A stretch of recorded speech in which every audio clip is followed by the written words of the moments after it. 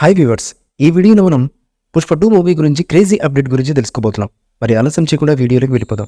సుకుమార్ గారి దర్శకత్వంలో టాలీవుడ్లో ఐకాన్ స్టార్ అల్లు అర్జున్ గారు 2019లో బ్లాక్ బస్టర్ మూవీస్లో ఒకటైనటువంటి పుష్ప ది రైస్ సీక్వెల్గా పుష్ప 2 ది రూల్ సినిమా చేస్తున్న సంగతి అందరికీ తెలిసిందే.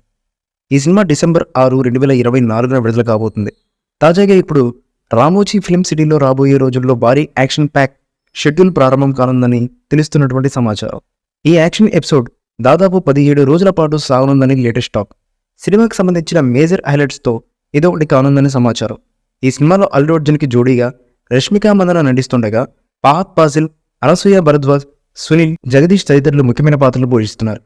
దేవి శ్రీ ప్రసాద్ సంగీతం అందించిన పుష్ప 2ని మైత్రి మూవీ మేకర్స్ అత్యంత ప్రతిష్టాత్మకంగా నిర్మిస్తోంది.